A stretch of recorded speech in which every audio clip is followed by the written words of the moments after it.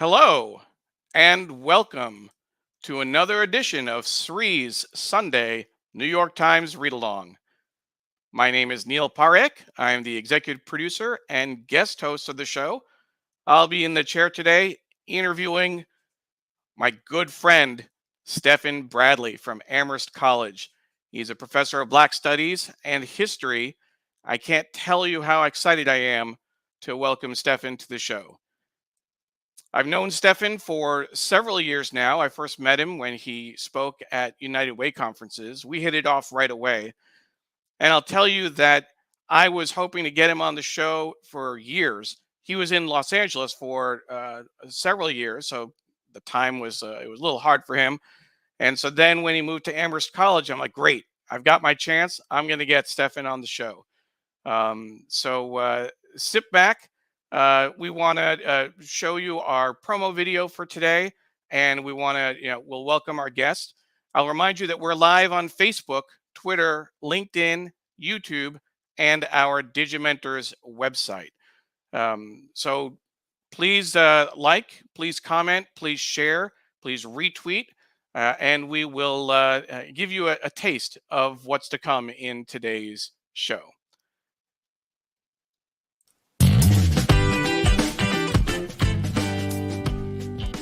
This week on Sri's Sunday New York Times Read Along, Stefan Bradley, Professor of Black Studies and History at Amherst College.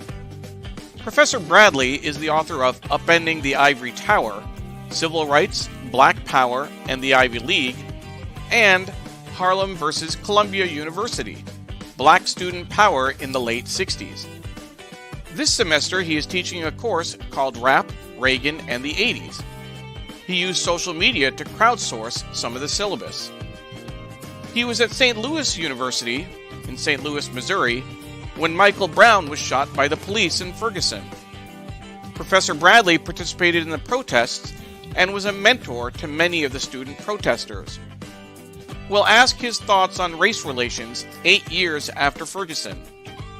We will also look at a special report in the Metro section about New York City's response to the pandemic as a way of preparing for the next one. We'll also continue our look at the front pages of the New York Times. With this week's front pages, they've had 24 straight days of banner headlines on one topic, Ukraine. Bush v. Gore had 20 straight banner headlines. Every week, we review the print edition of the Sunday New York Times, taking audience questions and interviewing special guests. The show is produced by Digimentors. We produce high-quality virtual and hybrid events for organizations big and small around the world. We also do social and digital consulting, training, and workshops. Sri Srinivasan is our host.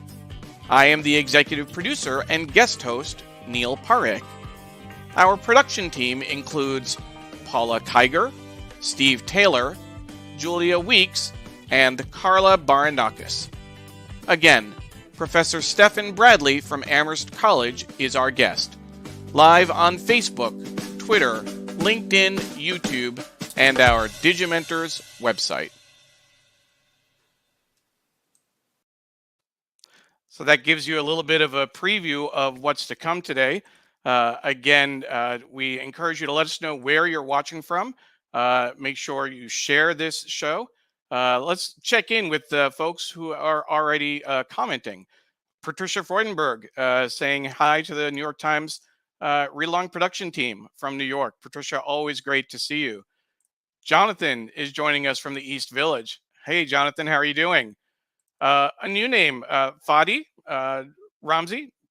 Great to see you on LinkedIn. Thank you so much for joining us. Hopefully you will enjoy the show. Hopefully you'll tell your friends about this and continue joining us every Sunday at 8:30 a.m. Eastern Time. Diane Stefani is joining us from Margate, New Jersey. Today from Manhattan, rather. Sorry about that.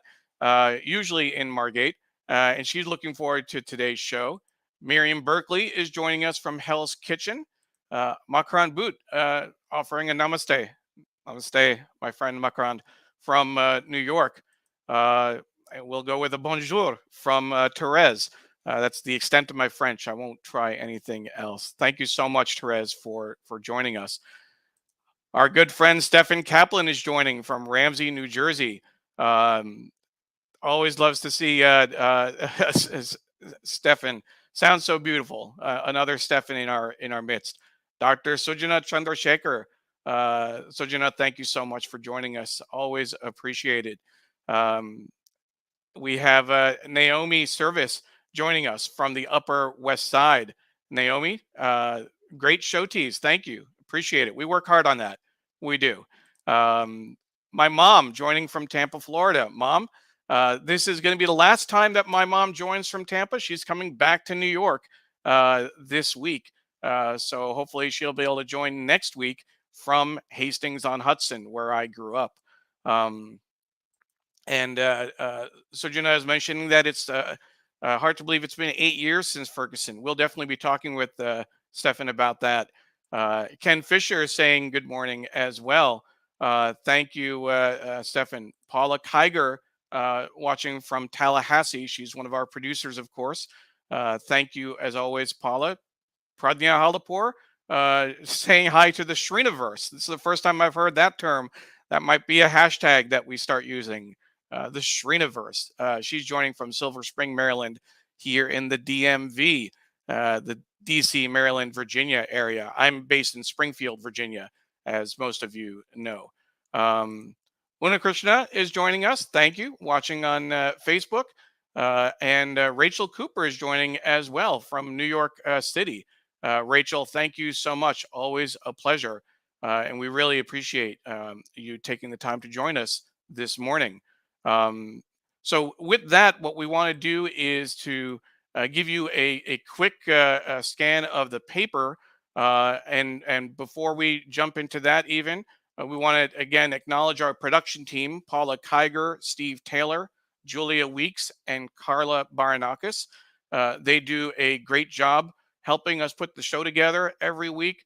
And they are part of Digimentors, the consulting firm that Sri started several years ago that I joined full time almost a year and a half ago now. If you're interested in having us produce a show like this for you, please reach out. Sri's email is sri@digimentors.group, or you can reach me at neil@digimentors.group. In addition to virtual and even hybrid events, we also do a lot of social and digital consulting. So if you want to up your social media game, if you want to get your colleagues at work some training, please reach out and let us know. We'd love to talk to you about that. Again, Sri@digimentors.group or Neil@digimentors.group. And finally, we want to give a shout out to our sponsor, Muckrack.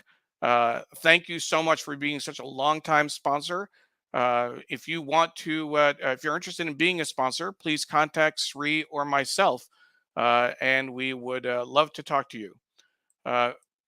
With that, what I want to do is to switch gears and show the front pages of the newspapers to give a sense of what's to come. After we do that, we'll bring on Stefan and have a conversation. Really looking forward to that. So let's check out what's in the front page today.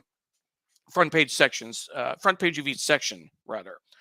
So this is another banner headline in the New York Times focusing on Ukraine. That streak continues, as I mentioned in the promo video. Really incredible. Russians breach Mariupol. Barrack strike kills dozens. The lead stories: Zelensky seeks talks but vows to fight, and U.S. goals don't set off Putin. Again, above the fold, fight for Kyiv looms as a long, fierce conflict. But we do get another a COVID story, a non-Ukraine story above the fold. U.S. isn't ready if COVID surges, scientists warn. There is another variant out there, BA2, if I'm not mistaken. Dr. Chandrasekhar, we'd love to have your comments on your thoughts on the new variant. We're seeing it rage in Europe, and there's a concern it will come here as well. Below the fold, my heart burst. The voices of women escaping war. The caption, Maria Nuzna with her daughters Sophia and 12 and Solomia 7. The family fled their home on March 10 after days of shelling. And then on the bottom right, stalking trucks for a bounty in New York. A white panel truck sat motionless and idling in Midtown on a recent morning. Its driver wrapped up in his phone conversation. And it looks like it's an example of people targeting delivery vans. So I know that's a big issue. We will take a look at that later. This is the continuation of the front page. Now, what's always interesting to me, since I get the paper in Washington, D.C., printed by the Washington Post, they can only go 26 pages at their press. So anything over 26 almost comes out like a second section. In New York, it's all one section because they have the press at College Point that can handle that. Sunday Review. Now, this is really interesting to me in terms of this is the first time I've seen a teaser across the top take up the whole top. Usually, you'll see 3 or 4 things mentioned. Not on the Sunday Business, but here Sunday Styles. You can see there are 2 stories that they're 4 stories total and 2 images. But for the Sunday Review, the case that killed Me Too in Sweden in 2017. Cissi Wallin, a Swedish journalist, accused a high-profile newspaper columnist of raping her. Today, more than 4 years later, he has never been charged with any crime. She, meanwhile, is a convicted criminal at risk of prison time. So that's really interesting. And then the main story is America has a free speech problem. The New Times opinion poll finds that many Americans believe they are losing one of their fundamental rights as citizens of a free country, the right to speak their minds. This is an editorial by the editorial board. Again, not very often that you see an unsigned editorial featured on the front page of the Sunday Review. This certainly has gotten a lot of play online, a lot of responses. It seems like it's a reference to cancel culture, and the op-ed apparently was commissioned by the publisher. It had been in the works for several months. Sunday Business, we have an interesting font that they chose. You can kind of make that out. I think it says the Latecomer's Guide to Crypto. Took me a second to figure out what that was. If you look at the way that's typeset, crypto is a lot of things, including terribly explained. We're here to clear things up. I'll just say I wish they had chosen a different font so that it'd be a little bit easier in terms of reading it. But we will move on. Sunday Styles winning over the TikTok vote. Candidates are improving their video seals to raise their visibility with Gen Z. Some are cringy while others connect. So that's certainly interesting. That's what the bottom teaser part of the front page says. Let's see, Arts and Leisure. We have in New York, there's still lots of room for jazz. So again, it's a full page presentation, and there's the bottom part of the page. We'll set that aside. The New York Times Magazine, I want to say beautiful cover just in terms of the artwork. The American flag with 2 paths that they're looking at. Where does American democracy go from here? Very well done in terms of design. The book review, Irish Times is the cover book review. Life Without Children Stories and We Don't Know Ourselves, A Personal History of Modern Ireland. And then this was interesting to me. Again, it was an advertisement, Embrace the New, Engage the World, Go Putney, high school and middle school summer programs in 30 destinations. A big ad that they slipped in, wrapped around the magazine, if I'm not mistaken. So that's our quick tour of the paper.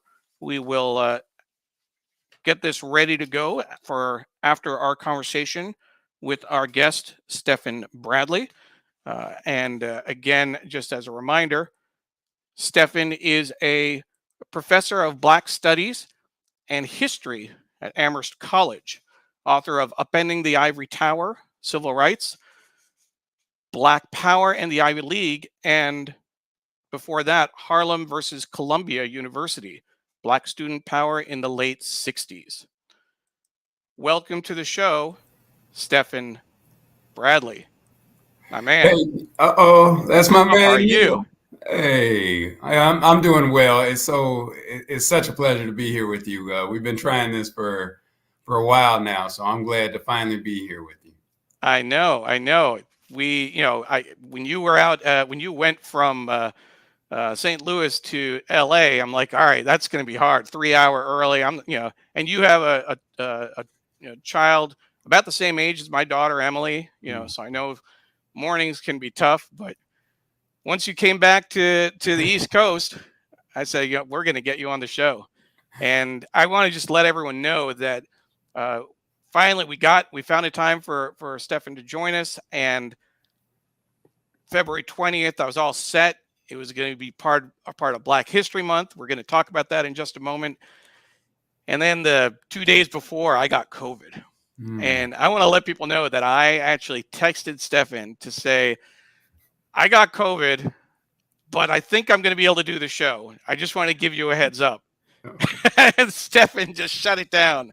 He shut it down, and that gave me the space to take a break and go back to sleep and rest up. So thank you for that. And we get to meet almost exactly a month later, March 20th. That's right. That's right. Um, so tell us, Stefan, we always ask our guests one question when we start the show. Um, it's been 2 years now, almost exactly 2 years, depending on where you were.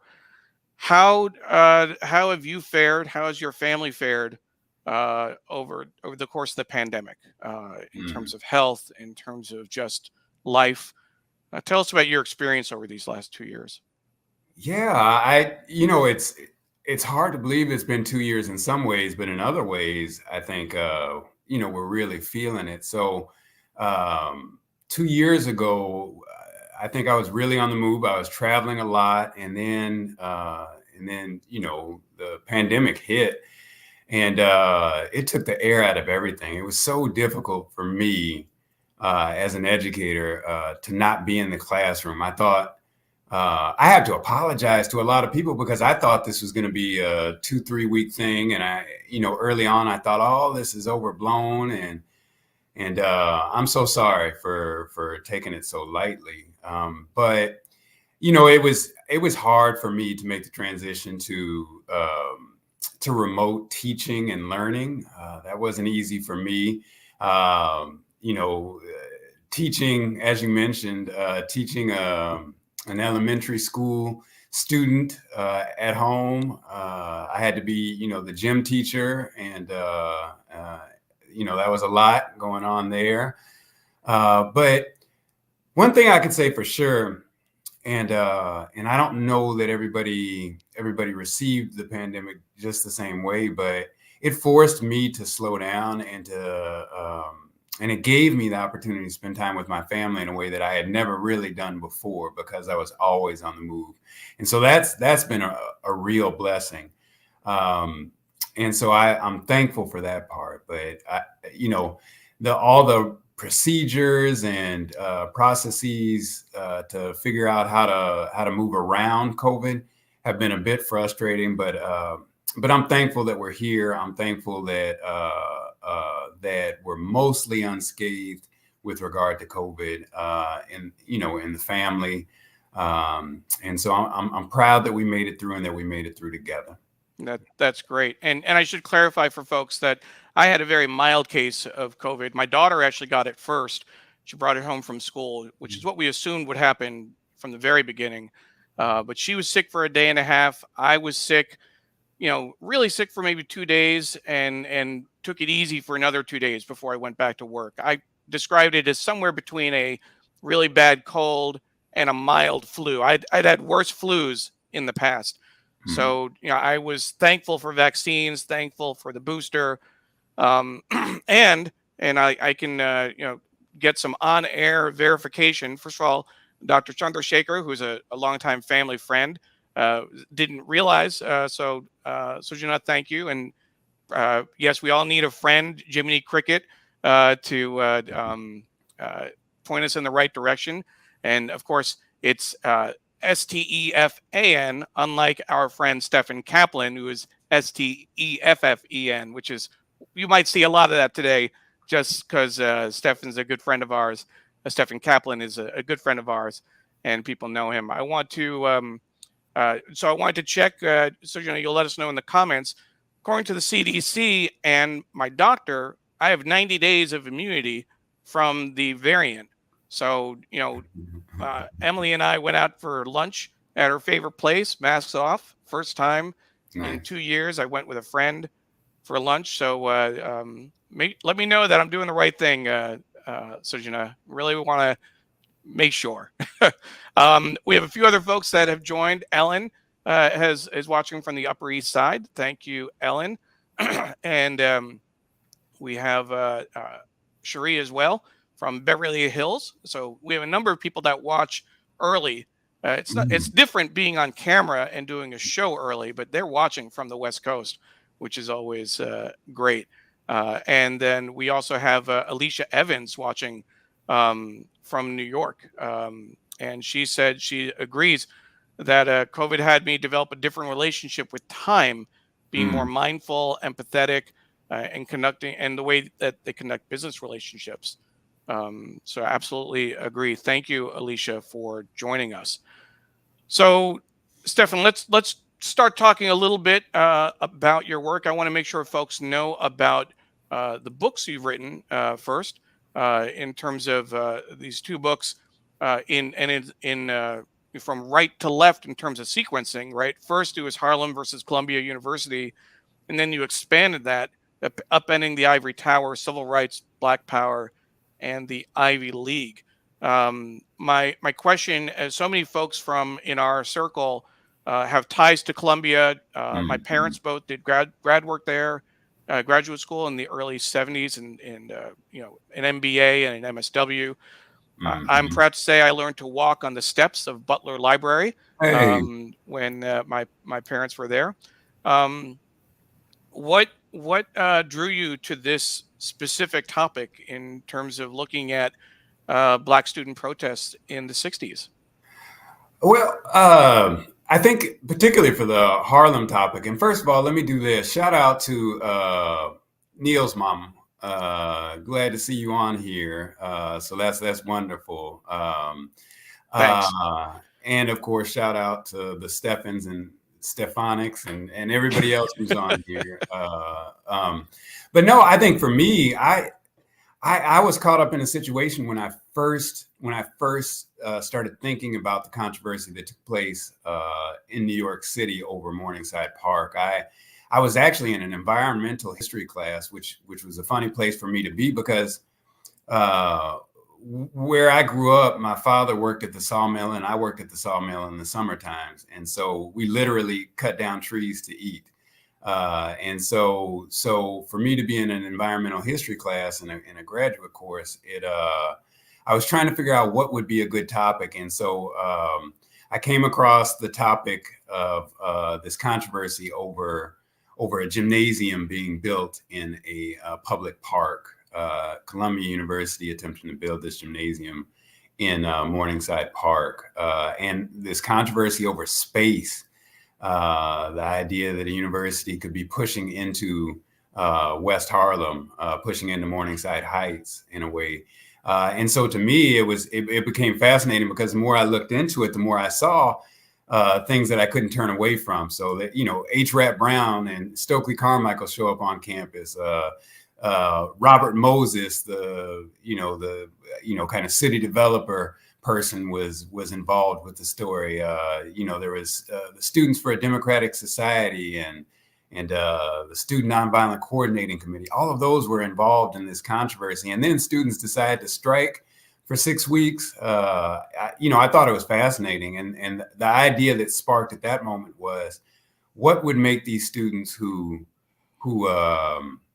attended one of the top universities in the nation, what would make them sacrifice themselves and their potential, future success, for a cause? What causes were that important to them? And so the war was one, but of course, checking what they viewed was institutional racism was another. And to me, I thought that was fascinating, the idea that they would risk putting themselves,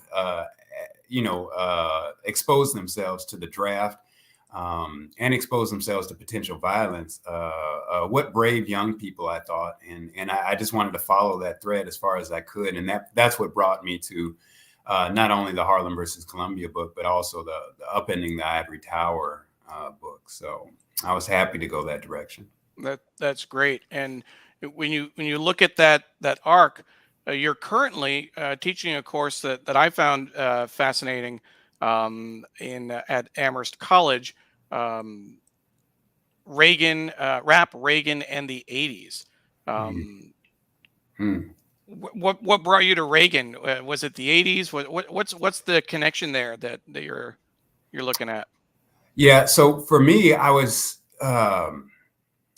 in class, of course, telling jokes about the Cold War and about what was the movie with the Wolverines? Yeah, yeah. Oh, I know. Red Dawn, right? Red Dawn, of course. And I was trying to make a reference. Of course, they had no clue about the movie. And then when they did look it up, there was some remake movie that that popped up on their Google. But I was trying to explain to them what the Cold War looked like in the 1980s, and nobody had a clue because nobody was alive. These students were all born in the 2000s, and so when we, many of my students, it's college campus, many of my students were very interested in what was happening with the election of Donald Trump and his push to make America great again. And I tried to explain to them that Donald Trump didn't think of make America great again, that was something that had started much earlier, and that this conservative ascendancy had started much earlier as well. And so I thought to myself that this is what young people need to learn about, like to understand the contemporary moment, the idea of neoliberalism, of globalization, of the advancement of certain kinds of austerity. They would have to understand the 1980s. And so to me, to understand the 1980s best, you have to be able to listen to rap music. It's like a mirror to the 1980s in my mind. And yes, it's, misogynistic. Yes, it's nihilistic. Yes, it's all of those things. But in many ways, it's revelatory. The rap music of the 1980s, and so I think to me that was enough. And it's a popular course right now. The young people are doing well. We cover many different topics, ranging from foreign diplomacy to the arrival of crack, to the AIDS epidemic, to the lowering of corporate taxes, to all kinds of different things, the buildup of the military. So we're having a ball right now. That's great. And one of the things that, when we talk about the '80s, I was in.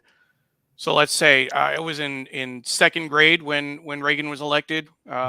So for those early years, second, third, fourth grade, I remember in terms of this, and I thought it was just me, but I remember living in fear of a nuclear war, Mm-hmm. assuming that, like we would look at, like, when they announced the Olympics, where they were going to be 4 years, 8 years from now. I remember thinking, if we're still here. Mm-hmm. And I was reading all sorts of apocalyptic, kind of novels. And there was the Day After, which is a TV show. So it really is an interesting time to look at. One of the things I wanted to share with folks that I thought was interesting is that, you put this out on Twitter to help crowdsource the syllabus, right? I grabbed the graphic from there. I'd love to hear from Twitter historians and those who lived through the '80s. What books, what content should I use? So I'm curious, for folks. A lot of what we do is focus on social media, making that a little bigger for folks to read. What were you able to get from these tweets, from this content? Oh my goodness. I was so thrilled with the response for my call, for my syllabus. There were several of these books I had in mind, but the addition of some text worked especially well. And so some of the emphasis on things that we may not think about when we talk about the 1980s, that is Ronald Reagan's relationship to indigenous communities here in the United States was something that somebody responded to.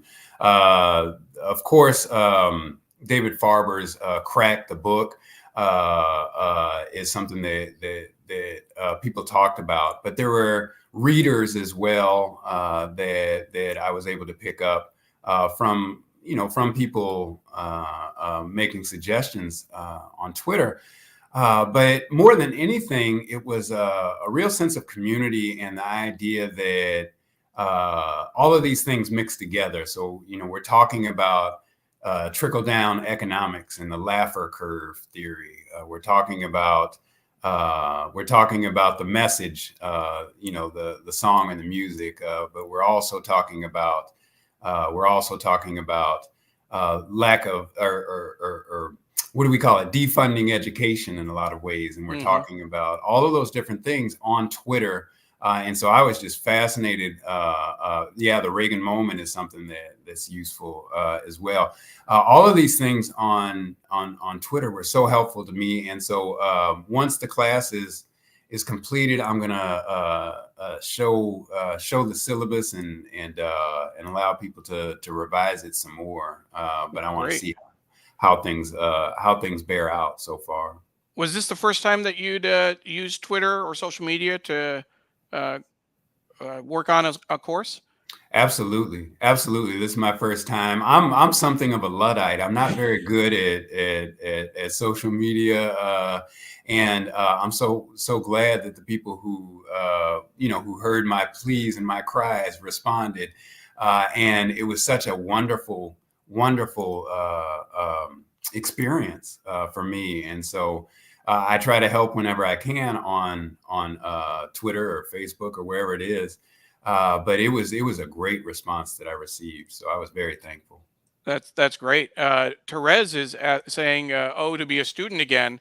Would you consider teaching an online version of the course? Maybe a MOOC, an open course on the internet. Well, I'll have to think about that. Moving forward. Right now, I got my hands full with all of these rugrats in my class right now. And so, but I'll have to think about that moving forward, because I think this is a topic that interests so many people. And when we think about, contemporary issues, those who lived through the 1980s, they much of this is familiar to them. Much of this is absolutely familiar. So. Absolutely. Our friend Rose Horowitz says, fascinating. She's tuning in from Connecticut. Alicia says that Twitter outreach, great idea for syllabus content. So definitely, and Paula is already willing to sign up for your course. So you already have some interest in that, which is good. We also want to talk about Ferguson, certainly. Now, this is when I first met you. We'll talk a little bit more about when we first met in a little bit. But you were talking about your experience, in Ferguson after Mike Brown was killed by the police. How the students reacted, your role, etc. Certainly, pretty heady times. Having Don Lemon interview you on CNN, but also being out on the streets with folks. I know this was, to me as an observer, this is everything in terms of a formative moment, in terms of influencing your thinking, your work, your relationship with students. Take us back to that time. Tell us a little bit about what that was like. Yeah, it's quite emotional. Like it was such a tough time. Like there was everything about it was tough. The idea that an 18-year-old who had graduated from high school was looking forward to hopefully doing something with himself in the fall that he was killed was, it was tragic. And for me, the tragedy of it all is that a young person, we don't know who Mike Brown would have been. People say, people at the time were calling him all kinds of thugs and things like that. Well, I always say people should be careful, because if we had social media and if we had cameras for everything that we did when we were 17, 18 years old, some of us wouldn't make it very far. And so I think about, Malcolm X was very different at 18 than when he was in his 30s. And so, but he had a chance to live through it all and to figure out things before he was assassinated. So it was tough that this young man perished at the hands of Darren Wilson. But I think I was really, if I could be forthright, I think I was really scared at the time. I was fearful. I was angry. I was scared because my students were A1 day one activists. That is, they were on the streets. They were in Ferguson shortly after Mike Brown was shot dead, and they were amongst some of the first protesters on the street. And it scared me because I didn't want them there. If I'm telling the truth, I didn't want them to be in the street. I taught them about the Black Freedom Movement. In class, I taught them about civil rights and Black power and all that kind of thing. And I knew that they loved justice and they loved freedom, but I didn't want them to get hurt. And that's precisely what happened. Is one of my students, of course, was pepper sprayed and faced tear gas and was shot with rubber pellets out on the street. And another student called me, and his partner, the student who was shot with the rubber pellets, carried him to safety.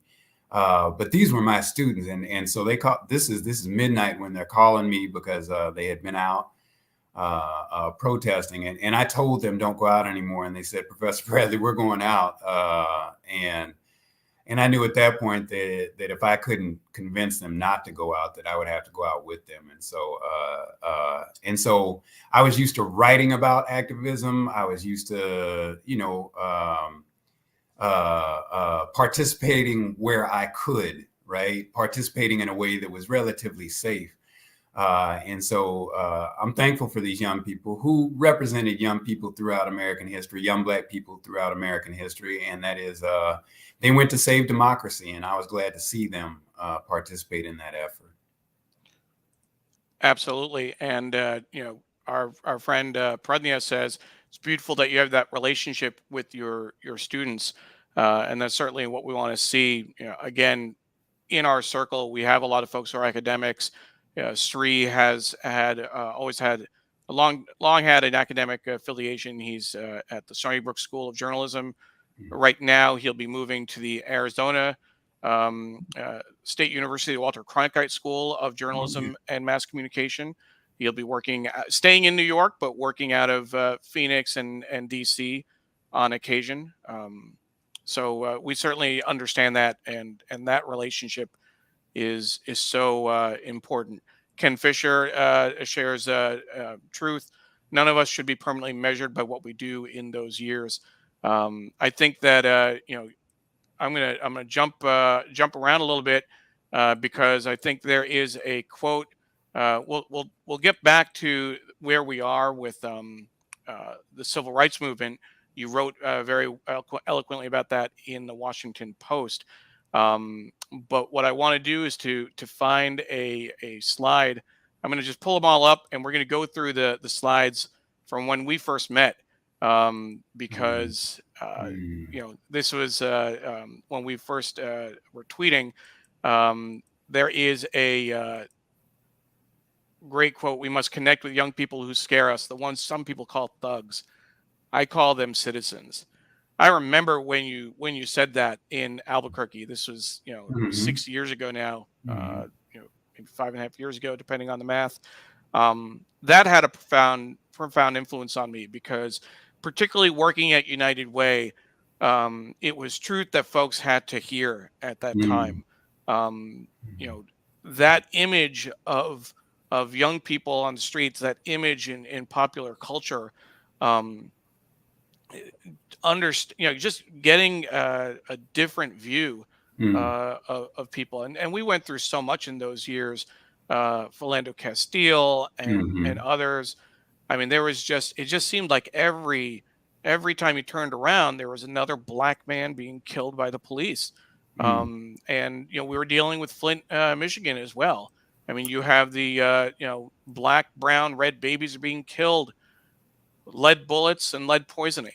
I mean, talk about hitting the mark.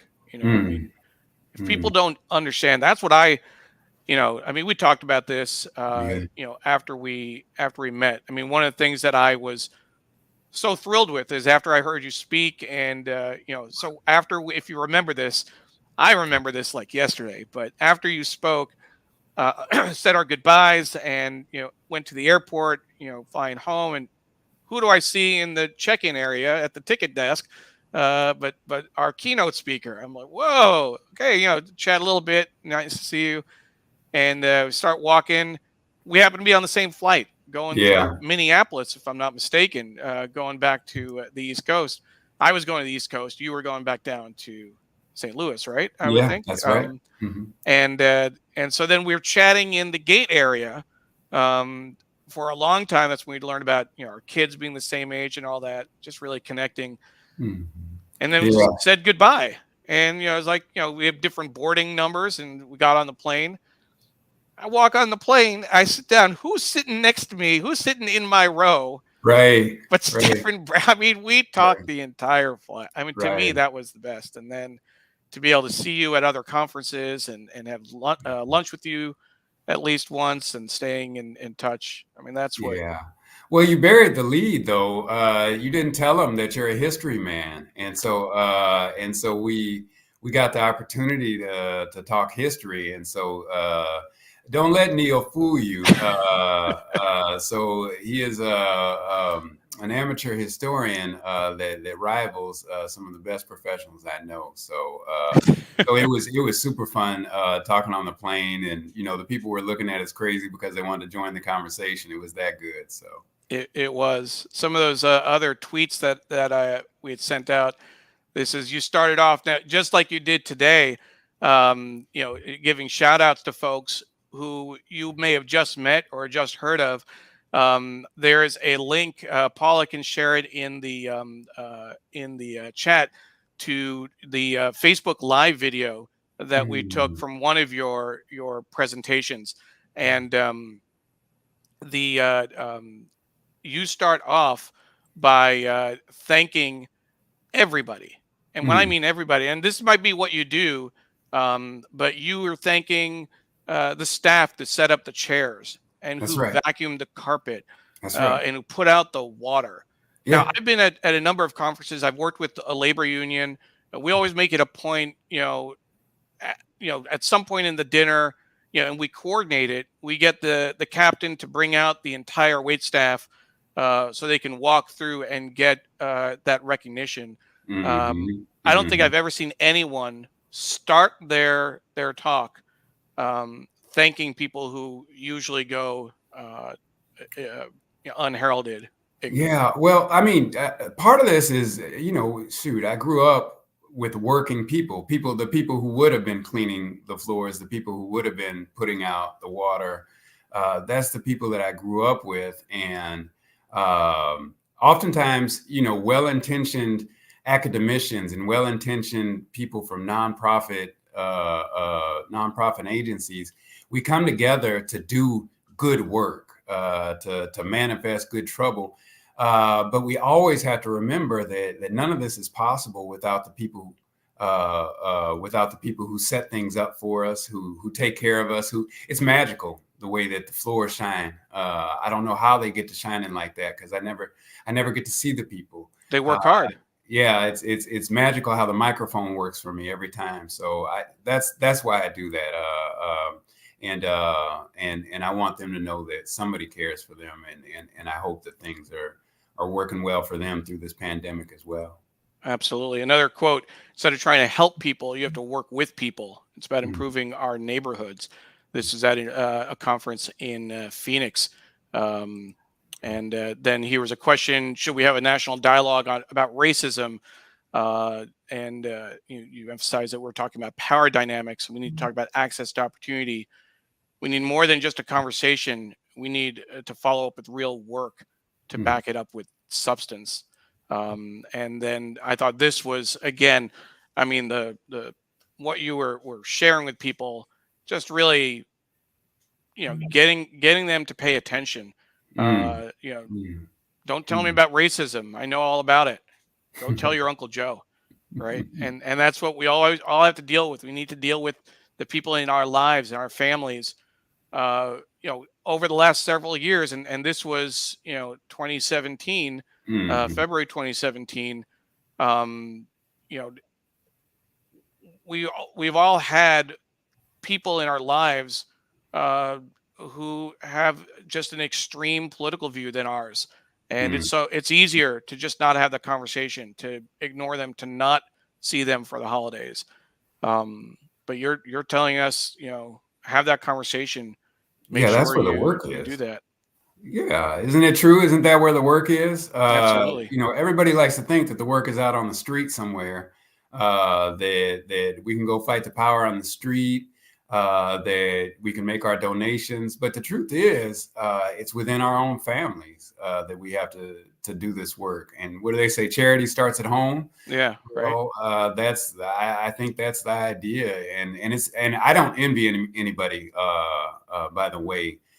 Dealing with family is it's That can be hard. These are the people that saw you at your worst, saw you at your lowest, and once you're maturing and evolving intellectually and mentally, when you want to bring people along, sometimes people don't want to come along, and that becomes problematic. But that's where the real battle is, as far as I'm concerned.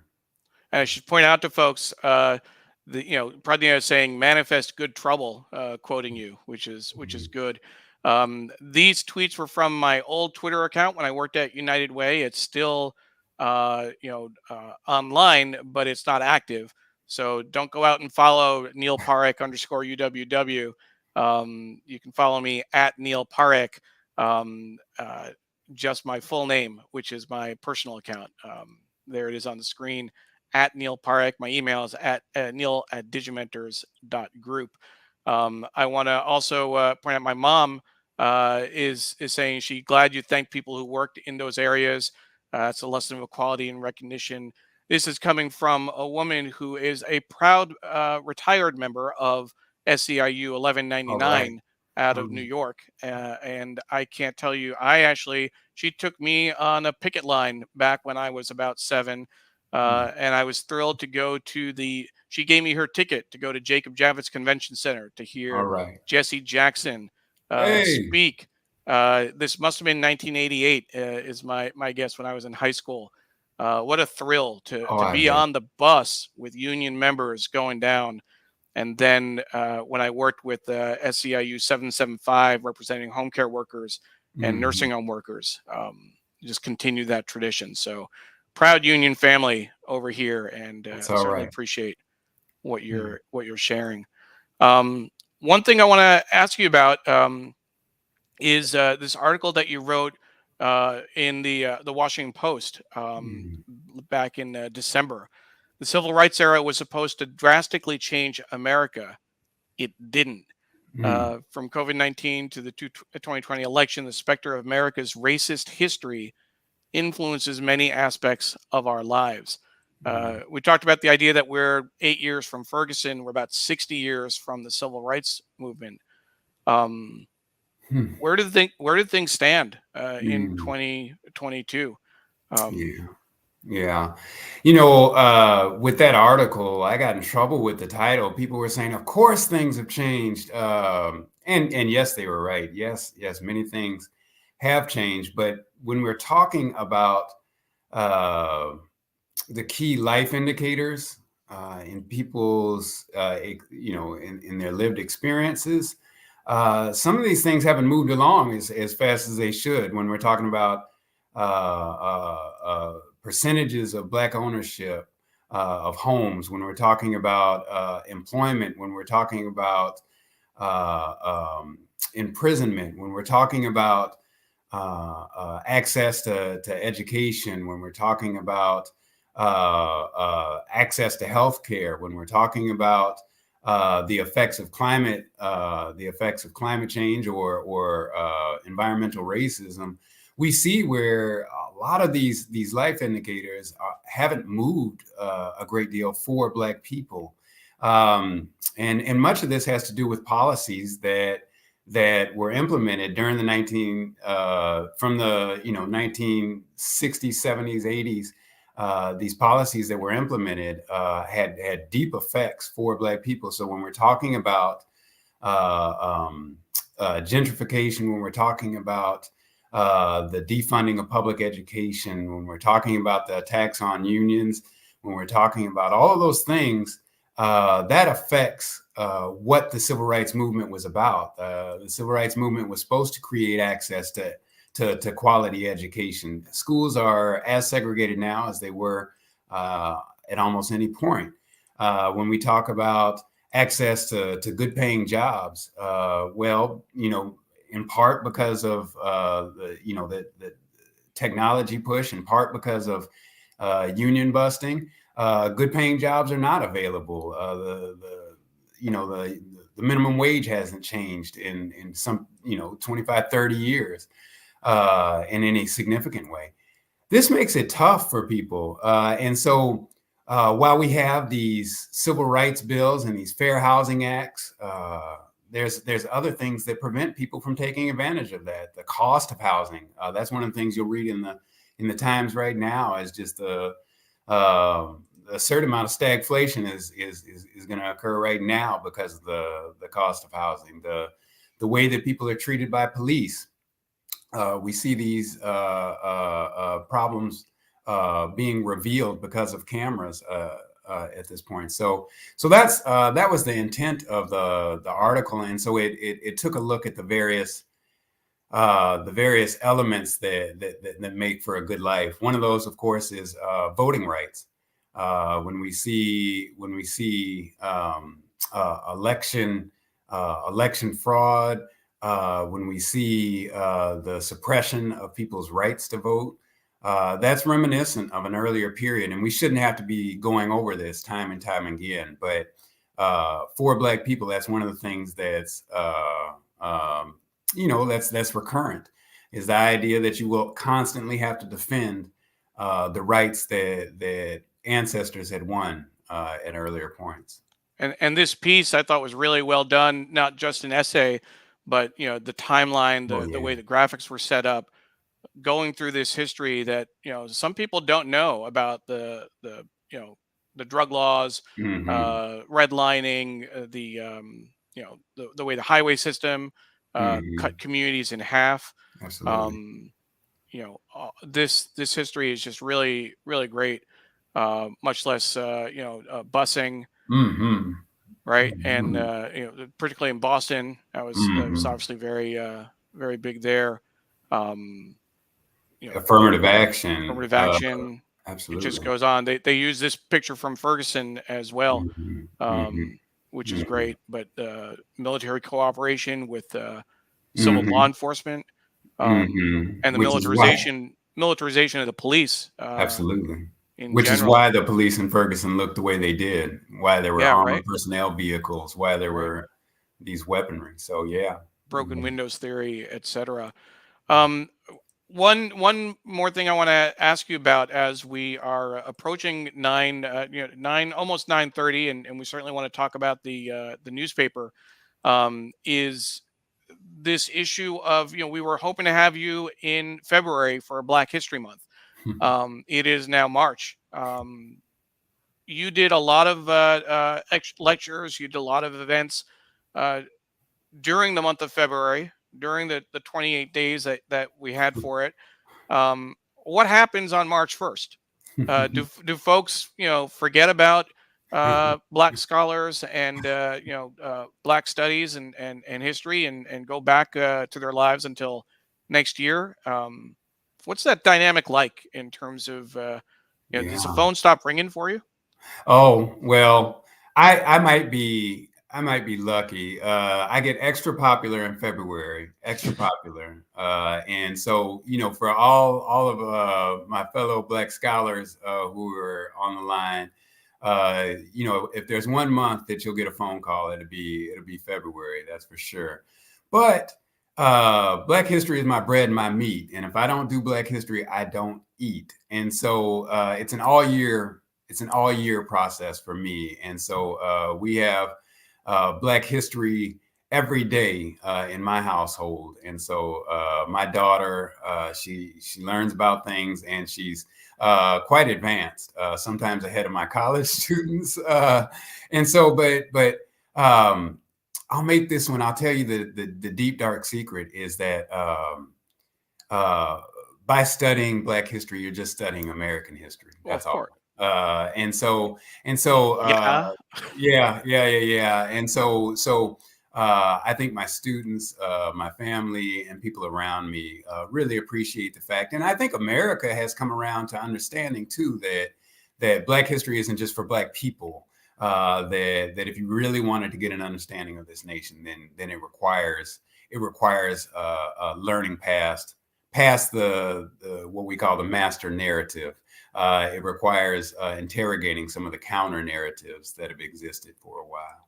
And we've had that conversation come up several times in on this show in particular. We did a special edition focusing on the 1619 project. Sonny Mm-hmm. Slaughter was our Mm-hmm. guest. Mm-hmm. We've had Walter Grayson on Mm-hmm. twice now, Mm-hmm. and last time with a colleague, another academic, Kay Whitehead. Yeah.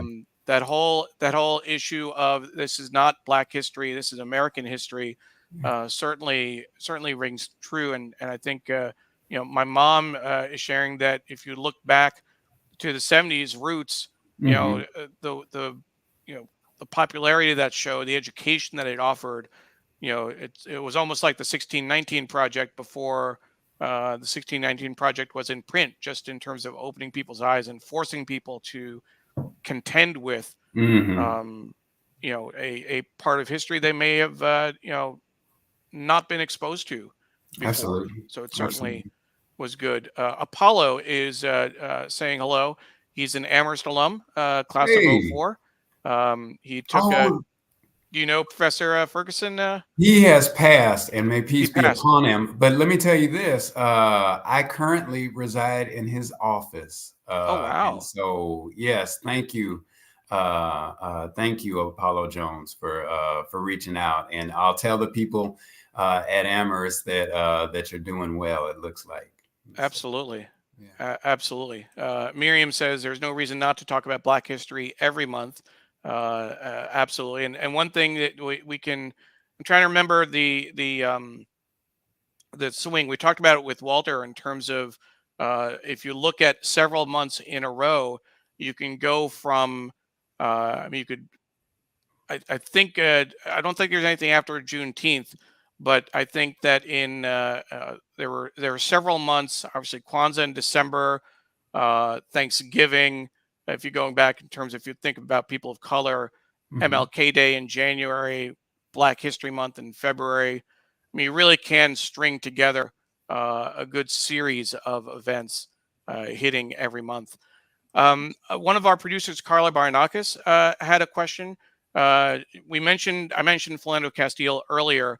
One of her high school classmates is a lawyer in Hmm. Minnesota, defended the police officer who killed Philando Castile, and the police officer who killed Dante Wright. Um, Her question, and I'll give you a moment to think about it. Can you talk about due process and whether that is another aspect of the justice system in which race has an unfair impact? Before you answer, I just want to point out that in her question, Carla referred to Philando Castile and Dante Wright as being killed. Now, I'm praising that. I'm thanking her for that. When I was at a United Way conference in Minnesota, just shortly after, is the January afterward. We actually went out to the place where he was killed, to that memorial, Hmm. and Hmm. spoke to folks out there. And when I spoke from the stage, I mentioned that he was killed by police, that he was murdered, and people were shocked that I would use that Mhm. language. Mhm. That Mhm. Mhm. it to you know keep it real, as you said on Mhm. Twitter. Mhm. People weren't used to hearing that. Mhm. So that's Mhm. something that Mhm. we also need to contend with as well. It's even, I remember seeing a post about this is not in terms of a racial killing, but there was a situation where a woman was shot, and then there was an officer involved shooting. A woman was shot, and then the police officer was shot. And what it was in fact a murder suicide by cop, but they Mhm. called it an officer involved shooting. Mhm. So just it's important to think about the language we use. But to her question, can you talk about due process and how that plays out? Yeah, no, due process is fundamental to whatever we call ourselves as Americans, and this idea of due process, you can thank, the 14th Amendment, you can thank, this freedom movement for Black people for this idea that everybody should have a right to due process. Now, with all that said, uh, what we're finding with these shootings is that Black people, that is men and women, are being deprived of their due process. That is, these police, and everybody knows that police have a tough job, but they're depriving people of their due process. That is, if they're found to do something wrong, then they should face the court system. They should face the justice system. Now, I'll also mention how stilted and how biased the justice system can be as well. But I'll say this, that the criminal justice system due process works well for police officers, and not as well for everybody else. And so much of this comes with the idea that in that particular profession, you can make mistakes. In the case of Dante Wright, you can make mistakes and kill somebody, and then be sentenced to less than 2 years in prison. Now, let me just tell you why this system is stilted. When I was talking about before, I've known people to have to have ounces of weed who probably done longer than 2 years in prison. Now, to me, I'm trying to understand how all of this works, and this is part and parcel of this idea of due process and who gets to benefit from due process. So one of the things that I talked about in that Washington Post piece was just this idea of disparities in sentencing, disparities in the approaches that police take to African Americans, Sure. and so that's a tough situation. I think Philando Castile made me cry tears for, I don't know, maybe 3 weeks. I'm on here being all vulnerable, Neil. Look, I hear this is you. how I know you the best in the game. But no, I cried tears for probably three days straight. There was a little girl in the back seat when he was killed by police. He had done everything that my conservative friend said you ought to do. Right? Hmm. He had a registered firearm. He told the police that he had a registered firearm. There's Hmm. nothing more that he could have done, and he was shot dead. And people don't have to suffer consequences for that. Hmm. And to me, I think it's abominable. And due process bears this out, and it's frustrating. It's terribly frustrating. And so just I'm going on a little bit, but I just wanted to say this: it is difficult to get people who are most oppressed to believe in the system when they find that the system doesn't work out for those who are most oppressed. Absolutely. And so this is what we're fighting against in America. This is what we're trying to save democracy for. And so it's frustrating. And thanks for the question. Absolutely. Patricia's comment, people are shocked to hear truth, but it's our duty to tell it for the sake of humanity. Couldn't agree with her more. As a reminder for folks, if you joined us halfway, our guest is Professor Stefan Bradley from Amherst College. He's the author of 2 books about Black student protests in the 60s. We're talking about his time in Missouri during Ferguson, race relations, and more. Stefan is also a very good friend of mine. That's why we're sitting here at 9:35 and we haven't cracked open the paper yet. So let's go ahead and see what's in the paper. I do want to just point out we're at 25 days and counting in terms of the front pages of the New York Times focusing on Ukraine. These are the front pages, banner headlines, rather, the consecutive banner headlines over the last several days, adding to that mix. So that's really incredible that they're keeping up that streak. 20 pages, 20 days for after the elections in 2000, Bush v. Gore. So just to Amazing. point that out. I want to share these 2 comments and then get to the paper. Patricia, thank you for sharing your thoughts and speaking truth. Your vulnerability shows humanity. Could not agree with that more. And Doug Levy, a friend of ours from California, former guest on the show. Indeed, the Castile death was indefensible. I cried when I heard about it. And when I heard how kids at the school were where he worked reacted. He was also a union member. He was a union brother working with SCIU, if I'm not mistaken, in food services. So we certainly appreciate that. And here's a good transition.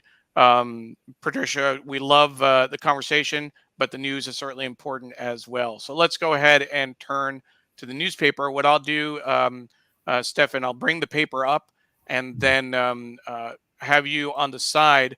You can definitely jump in if something attracts your attention, if there's something that you want to, if I pass over. But let's take a look at what's on the in the newspaper and go from there. So we looked at the front page earlier when we did our review. Certainly another banner headline dealing with Ukraine. As you look inside, my favorite section is the Inside the Times column on the left. Story behind the story. This is Alfonso Blunt opened a retail cannabis store in Oakland and has struggled. A close look at a new industry. And they have a full article on that inside. We'll take a moment, just look at the pages 2 and 3 inside. A lot of small bites, ways to tease different articles in the paper to make it a little bit more accessible. As we turn the page, international section. Tired of skating in circles? Try gliding through a forest. This is Ottawa. Ian Austin with the story. Skaters at Patinage en Forêt en Lac Les Loups, Quebec. There's my French. One of a growing number of ice trails in and around Ottawa. Because the trails rely on natural ice, climate change is threatening their viability. And here's an ad by Polo. Check that out. Yeah, those are young women from Spelman College in Atlanta, Georgia. Yep. So the top half is showing Spelman, and the bottom half is showing Morehouse, I'm guessing. Yeah, those are Morehouse men. Yes. Right?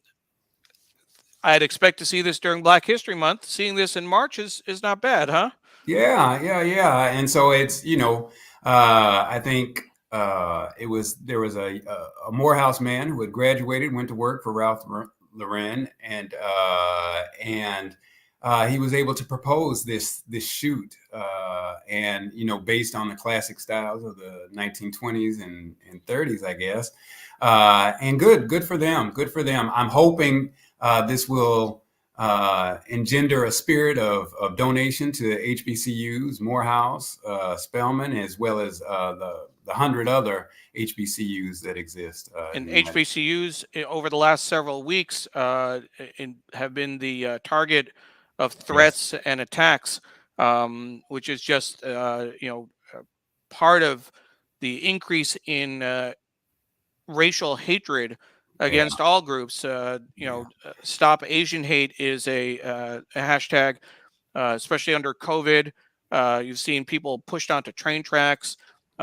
Racial violence has just been Just think it through though, Neil. Like if Harvard, Yale, Princeton had been undergoing bomb threats in the way that those HBCUs had been, we're talking about front of the New York Times, front of the Washington Post. Forget the New York Times. Think about law enforcement. Think about the government response. Clearly. Right? So yeah, absolutely. I mean, that's what is really incredible. And Paula, put in a link to the ads, to an article related to the ads about HBCUs featured in the Polo ad. So well done, Paula. That's why our show is different than others, right? Yeah. Anyone could take out a camera and flip through the newspaper, but we have people doing research, quick Googling, figuring out, how can we add to the show? How can we add context? Here's an article about Darfur. They keep killing us. Violence only worsens in Darfur 2 decades on. Yeah.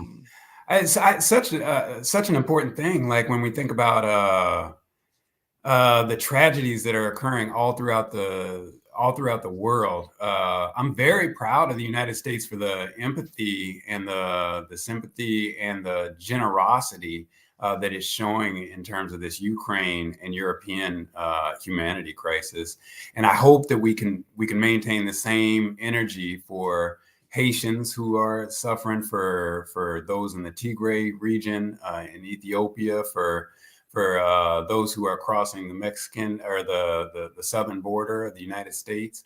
I'm hoping we can keep that same kind of energy and generosity and empathy in those situations as well.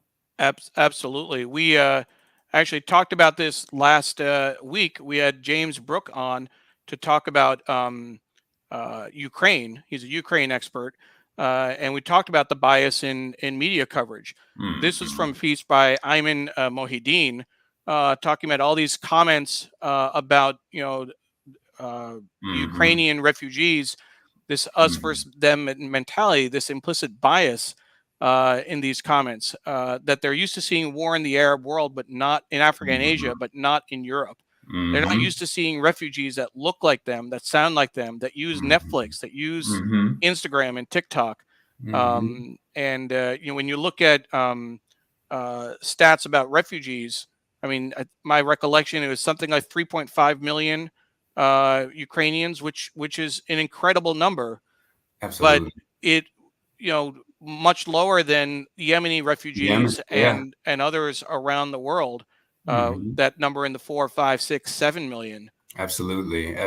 And so hopefully Americans this gives Americans an opportunity to pay attention more and to dig into world affairs. So. Hopefully, they see people that look like them. Maybe they'll start thinking about others as well. So this is still more coverage of Ukraine. Russians breach Mariupol. Here Ukrainians are trickling into U.S. to warm welcomes. Again, we've taken in small numbers of Syrian refugees, for example. U.S. has a history of taking in refugees.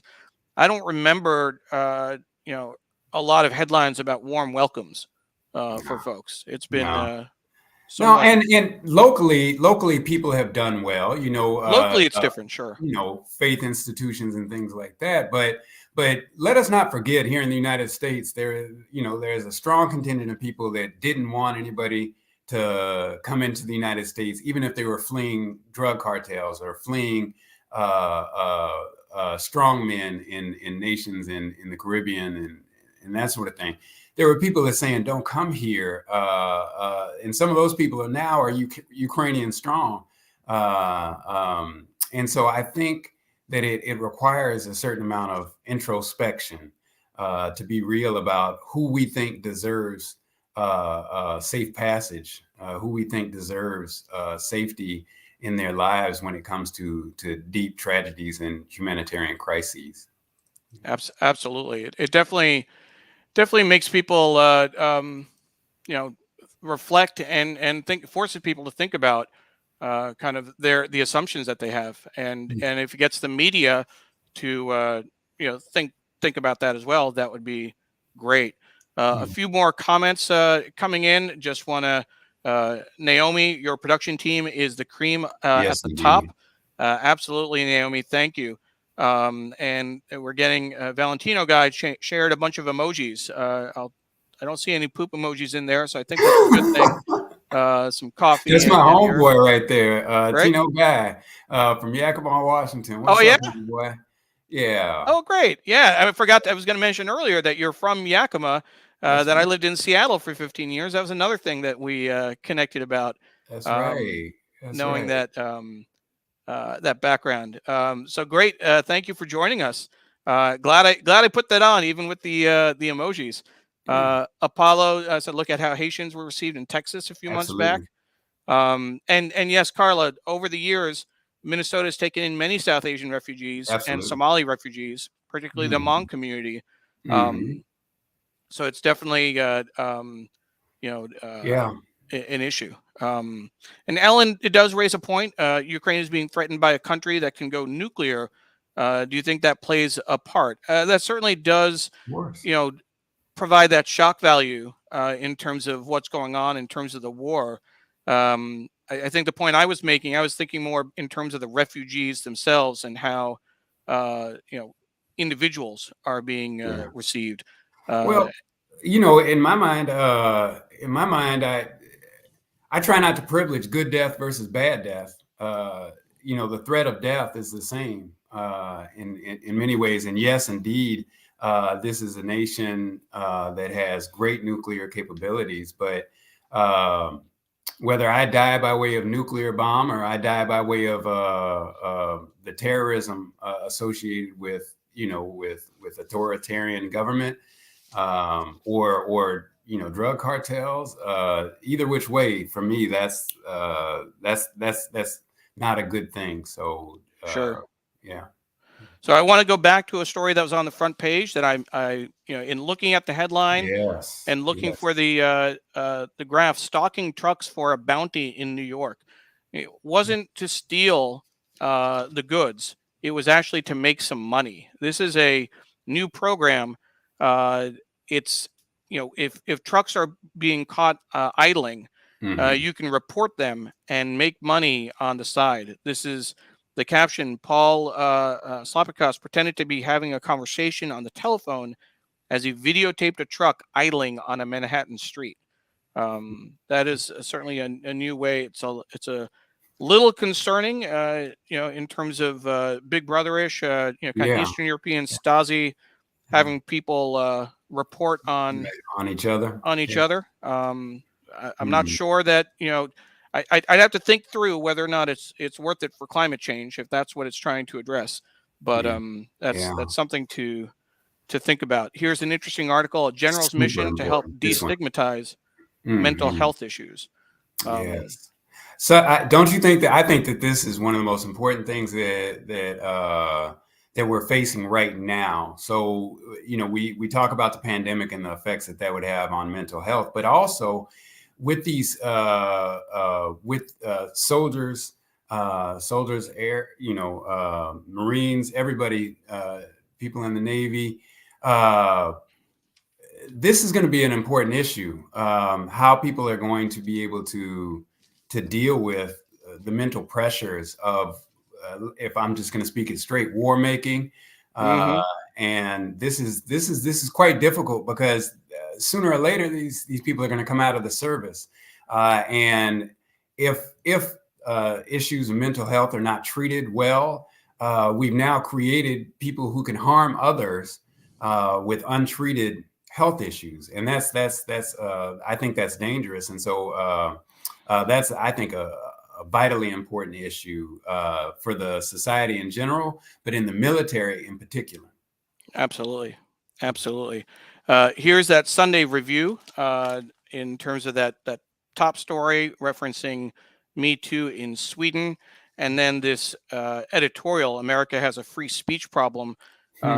This really interesting. If you look at, let's see if we can find it inside. I actually went to the last page assuming it'd be there, but let's see if we can find it. Okay, so they gave it the centerfold.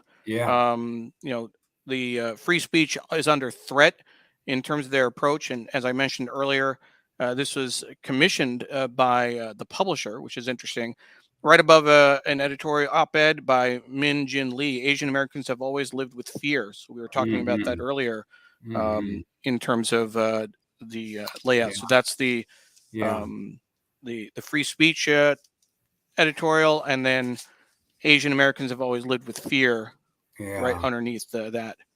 Yeah, I think that's one of the most powerful pages in the paper this week. So yeah, this idea of free speech is one of those things that is being punted around like a football in many ways. I think people are conflating the right to free speech and the right to free speech in private, in private spaces. And so I think on college campuses, on Facebook, on Twitter, people decry the idea that I can't say what I want to say. I can't have my own opinion. And I'm not sure that that's always the case. And so I think people can say more things than they ever wanted to say before in this moment. And so and I think though people get a lot of political capital by saying you can't say what you want to say. I think, and that's mostly coming from the extreme right right now is the way that I'm observing it, and so I think that's problematic. But then below the fold there, when we're talking about anti-Asian hate, this is one of those things that is recurring and something that we don't speak about as much as we should. And so, pieces like this are extremely informative because they talk about going back to the 19th century, the kind of fear and mistreatment and violence that Asian people have faced in the United States up until this point. And how the recourse hasn't been the same in a lot of ways. So I'm appreciating this article as well. It also points to this issue of the permanent otherness, where over the course of history, now it's the way our society has evolved. English and Dutch immigrants were the core immigrants that first came over to a land that was already full of indigenous peoples. We should remember they didn't just land here on empty land, but it was Dutch and English folks, and even with religious differences, there was an inside circle of who was in the in crowd, and Germans, Italians, were the other. Right? People who weren't Protestant. And eventually over time, Germans became part of the mainstream, right? Italians came here and faced incredible obstacles, incredible racism. You didn't get to be white right away. You didn't get to be white right away. Exactly. You had to work your way to whiteness in some ways. And part of the way that you worked your way to whiteness is by participating in anti-Black racism, in anti-Asian,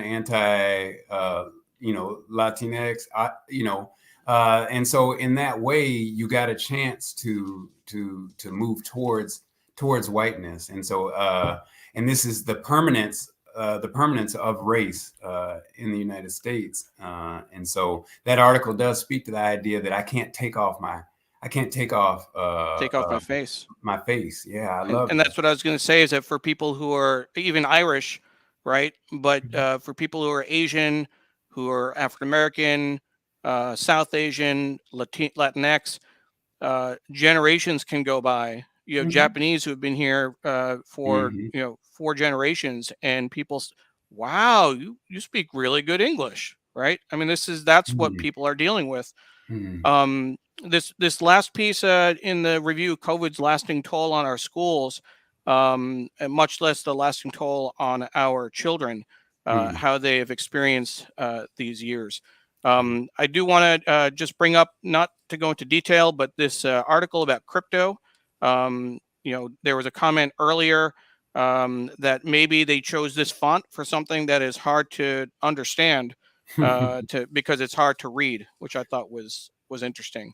What I want to do is to take a moment as we're approaching 9:56, and we are slowly running out of time on today's show, which is making me very, very upset. I want to make sure folks know that next week, Craig Newmark will be our guest.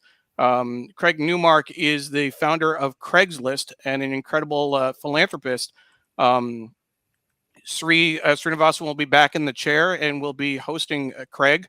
You will not want to miss that show. That'll be an incredible show. But before we move, I want to share this special report. This is in the New York Times Metropolitan section. Now, in DC, I get 4 pages in black and white of this story. In New York, folks get 7 pages in color. Right. And so I want to share this in terms of the PDF. Just an incredible piece. And I'm going to even take the header off so we can see the full headline. What New York learned from the pandemic, and what they might be able to, what lessons learned for the next pandemic. Great graphic design, great layout in print. It's great online as well. You see the photography.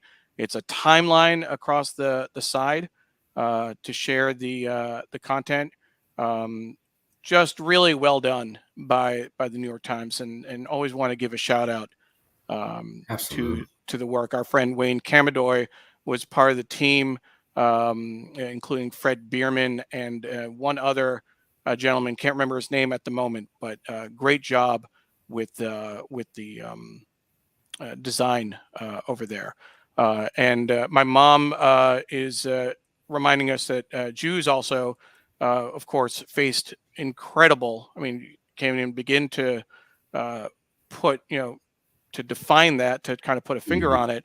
But that's why they started Albert Einstein Hospital. That's why you have HBCUs. People, when they don't have access to institutions, they start their own. So that's a good example of that.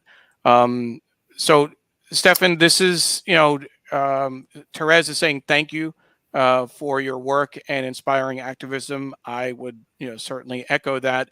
What I want to do is to make a couple of quick announcements, give you a little break off camera, and then call you back for a final word, and also for a pro tip.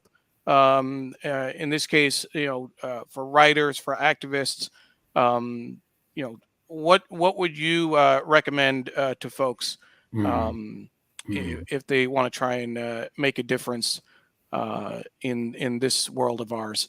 So I'm going to give you a quick break. Again, my name is Neil Parekh, and I have been I'm the executive producer of the show, but also the guest host today. We went about 9:35. I could have talked to Stefan for hours, and I am so thrilled that we got to have this conversation, to share some of his wisdom and perspective. This is a conversation we've had with several people about race relations, about being Black in America, and when I talk to Stefan, and when I talk to Walter, often I've been a little bit hesitant, a little bit maybe even apologetic in terms of bringing up these issues, whether it's Black History Month, whether if it's tagging certain people. The work that we've done, the work that Sri has done, has been consistent on this point. We're not just talking about it in February. We're not just talking about it around Juneteenth. So that's one thing that you can always count on us, is to keep it real and to tackle difficult issues. So thank you for being part of that journey. If I'm giving thanks, certainly want to give thanks to our production team again. Several shout outs during the show, but Paula Kiger, Steve Taylor, Julia Weeks, and Carla Baranauckas, they hit it out of the park every week. We could not do the show without a full team of folks. So thank you very much for all of your support. You can follow them at Big Green Pen, at Steve DeReeve, at Julia L. Weeks, and at Kabara. Thank you again to Muckrack for their sponsorship of the show. And I wanted, when we talk about Carla, I want to make sure that you know about Local Connection. The Center for Cooperative Media at Montclair State University brings you the Local Connection newsletter. Each week, it offers story ideas and pro tips for journalists. And best of all, it's free. You can subscribe at bit.ly/local news tips, bit.ly/local news tips. And as I mentioned, we have another announcement I want to make. There is a course that we are delivering with Vanessa Zamy, the Complete Business Revival System for Overwhelmed Professionals: How to Grow Your Purpose-Driven Business and Turn Bottlenecks into Breakthroughs Without Falling in the Hustle and Burnout Trap. We only have a few spots left, so please register. It's March 22nd, Tuesday at noon Eastern Time, 9 a.m. Pacific. Paula will share the link to the course in both Facebook and LinkedIn, as she has there. So make sure that you register for that training. You won't be disappointed. And again, as I mentioned, Craig Newmark will be our guest next week. We certainly are looking forward to having him on the show. His support for journalism and other causes is incredible. So with that, Stefan, we'll bring you back on. Caught you looking to the side. Sorry about that. But if you can offer a final thought and a tip for activists, writers, whoever you think needs the help, or just the general public, what would you offer them in terms of advice? Well, part of it is just being present. I think if anybody ever wondered like what you would do in the civil rights movement, whatever you're doing right now is what you would have done then. And so for those who are writers, those who are activists, for those who are concerned citizens, is be concerned with what's happening right now, of course, but use whatever little piece of power you have to change things for the best. And I think a lot of times when faced with these major issues of democracy, of voting rights, of the criminal justice system, we can be intimidated by all these things, but we forget that each one of us has power over the smallest things. And if we don't use that piece of power to help somebody else, then we will have wasted it. And so staying in the moment, being present, facing the deep problems that we have, and trying to use our individual power to coalesce and to organize so that we can confront these issues in a way that 50 years from now, 75 years from now, when the aliens come down, they'll be able to see that we tried to self-correct, that we tried to be the best humans that we could be. Absolutely. Thank you. Thank you very much. Before we close, I just want to share that Sri's newsletter is out. So you should take a look at Sri's Sunday Note when you get a chance. The newsletter features Arnold Schwarzenegger's video, his very moving, very compelling piece that he put out. And I'll just scroll down, in terms of what Sri says about this. This video will be part of the legendary artifacts of this war, as genuine as any speech I've ever seen. And the part about his dad serving in the Nazi army and killing Russians is just devastating. So certainly check that out. You can find Sri's newsletter at sri.substack.net. We'll put that right on screen for you. Srinet.substack.net. srinet.substack.net. Certainly worth checking out. And with that, Stefan, just want to acknowledge some of the comments that came in from folks. Therese says, thank you for your work and inspiring activism. Patricia Freudenberg, thank you again to the entire production team. Thank you, Patricia. My mom, very good interview and read along.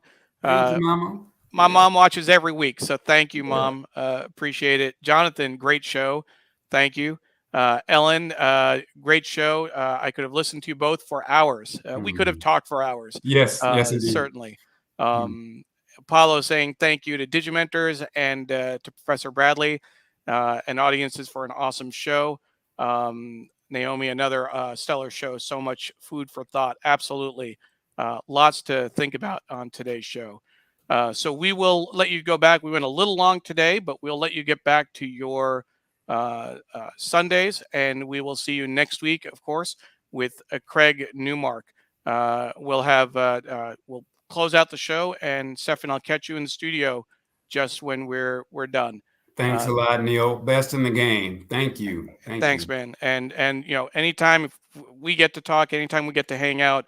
And once we start traveling, if you come down to DC, if I can make it up, as you know, I went to Wesleyan University. Amherst is part of that little 3 rivalry. I'm just glad you didn't go to Williams, because friends don't let friends go to Williams. I mean, that's just the honest truth about it. So we need to, but thank you very much. Again, our guest was Stefan Bradley, professor of Black Studies and History at Amherst College. What an incredible show, incredible honor to interview my friend. Have a great weekend. Thank you.